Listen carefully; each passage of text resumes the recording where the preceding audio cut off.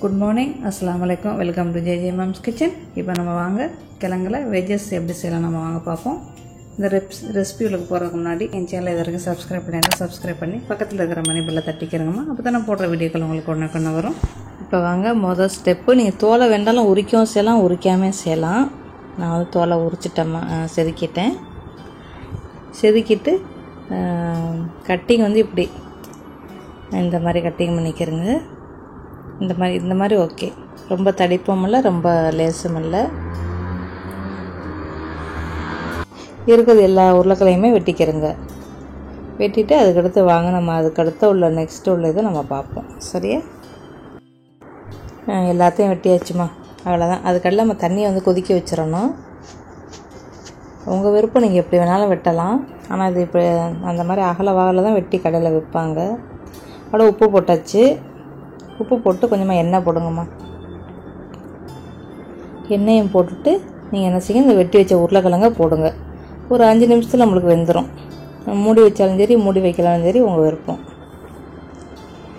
அப்புறம் வாங்க மாவு கலப்பை பார்ப்போம். இது வந்து மைதா மாவு 3 ஸ்பூனு, 2 ஸ்பூன் சோள மாவு போட்டு கலந்து வச்சுருக்கிறேன். உப்பு போட்டு கலந்து வச்சுருக்கிறேன். இதில் வந்து மிளகுத்தூள் 1 ஸ்பூனு, மிளகாத்தூள் 1 ஸ்பூனு, கொஞ்சமாக போடுங்கம்மா மிளகாத்தூள், கஸ்தூரி மெட்டி 1 ஸ்பூனு. நல்லா கையை வச்சு இப்படி பொடிச்சு விடுங்க. இது வந்து வாசத்துக்கு தான். இது இல்லைன்னா மிளகுத்தூள் மட்டும் போடுங்கம்மா. ஒரு ஸ்பூன் எல்லாத்தையும் போட்டாச்சு. உப்பு வந்து ஏற்கனவே போட்டு பிரட்டிட்டேன் மாவுக்கு. உப்பு நீங்கள் பார்த்துக்கிறங்க உங்களுக்கு போதுமான்ட்டு. அப்புறம் அதுக்கெல்லாம் அது வெந்துருச்சு. நம்ம நச்சு பார்த்தா தெரியும். நம்மளுக்கு அரை வேக்காடாக இருந்தால் போதும். அப்புறம் நல்லா வடிச்சிருங்க. தண்ணியை வடிச்சிட்டு, தண்ணியே இருக்கக்கூடாதுமா, அந்த அளவுக்கு வடிச்சிருங்க.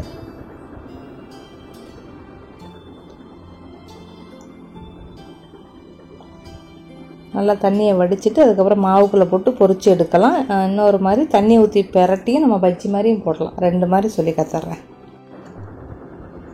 மாவை நல்லா ஒரு அகலமான இதில் வச்சுக்கிறோங்க. இப்படி போட்டு எடுத்து வைங்க. இது வந்து அவன்லேயே நீங்கள் பொரிக்கலாமா, அது உங்களோட விருப்பம்.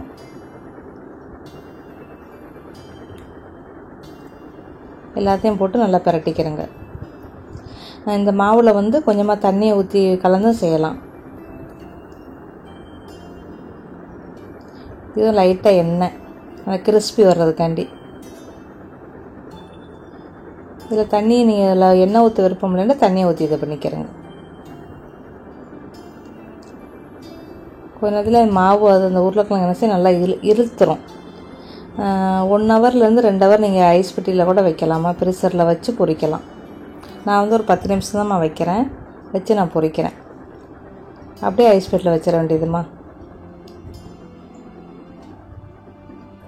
இந்த மாவு வந்து கொஞ்சமாக தண்ணி ஊற்றி நான் அப்புறம் உங்களுக்கு சொல்லித்தர்றேன்.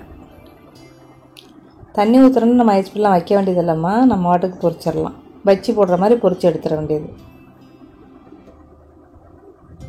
இது வேறு கலராக இருக்கும், அது வேறு கலராக இருக்கும், அவ்வளோதான். ஆனால் சாப்பிட 2மே ஒன்று தான். எண்ணெய் எதுக்குண்டா நான் எப்பவும் சொல்கிற மாதிரி தான், நம்மளுக்கு மசாலா வந்து கீழே உதிராமல் இருக்கும். அவ்வளோதாம்மா, ஐஸ் பெட்டிலேருந்து எடுத்துட்டேன். நீங்கள் முடிஞ்ச ஒரு 2 ஹவர் வைங்க.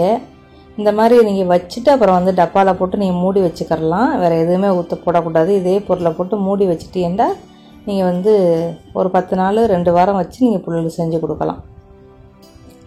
நான் கொஞ்சமாக செய்யறனால உடனே பொரித்து உங்கள்கிட்ட காட்டுறேன். நீங்கள் இப்போ வந்து ஒரு 2 கிலோ உருளைக்கிழங்கு அழகாக இப்படி வெட்டி அவிச்சு மாவு போட்டு பிரட்டி நீங்கள் வந்து ஃப்ரீசர் உள்ளுக்கு வச்சுருங்க. புள்ளிலுக்கு எப்போ வேணுமோ அப்போ செஞ்சு கொடுங்கம்மா.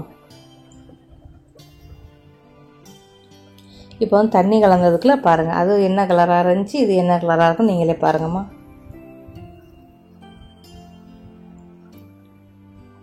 ரொம்ப இது எனக்கு உடஞ்சும் போச்சு பார்த்தீங்களா, 3/4 வேக்காடாக போயிடுச்சு. அரை வேக்காடாக எடுத்துருங்க நீங்கள்.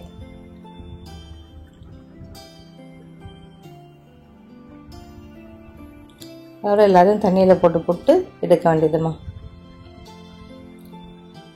அங்கே அது பொரிச்சுக்கிட்டு இருக்குது. அதுக்கப்புறம் நம்ம இதை போட்டு எடுத்துருவோம்.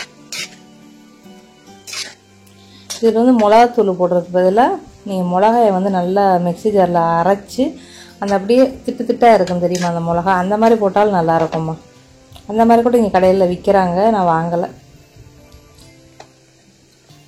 அவ்வளோதான், கிறிஸ்பியாக வந்துருச்சு. இப்போ அழகாக எடுத்து வச்சு பிள்ளைகளுக்கு சுட சுட கொடுத்துருங்க. நல்லா விரும்பி சாப்பிடுவாங்க. சில்லி சாஸை வச்சு கொடுங்க. அதோட அவ்வளோதான், பொரித்து எடுத்துருங்க. இதில் வந்து நீங்கள் மிளகாத்தூள் போடுறதுக்கு பதிலாக மிளகாயை வந்து பிளெண்டர் பண்ணி அந்த திட்டு திட்டாக இருக்குன்னு தெரியுமா மிளகா, அந்த மாதிரி போட்டிங்கன்னா அது மேலே அழகாக உங்களுக்கு கலர் தெரியும். திட்டு திட்டாக அது இன்னும் நல்லாயிருக்கும். நான் வந்து வெறும் மிளகாத்தூள் போட்டதுனால நம்மளுக்கு அந்த கலர் வராது. இந்த மாதிரி செஞ்சு சின்ன பிள்ளைகளுக்கு கொடுங்க, ரொம்ப விரும்பி சாப்பிடுவாங்க. இந்த மாதிரி எல்லாத்தையும் பொரித்து எடுத்துக்கிற வேண்டியதுமா, அவ்வளோதான். இந்த வீடியோ பிடிச்சா சப்ஸ்கிரைப் பண்ணுங்கள், ரொம்ப பிடிச்சா லைக் பண்ணுங்கம்மா. மீண்டும் ஒரு நல்ல பதிவில் உங்களை சந்திக்கிறேன். தேங்க்யூ ஃபார் வாட்சிங்.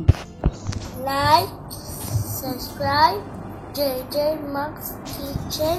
Bye. See you. Bye.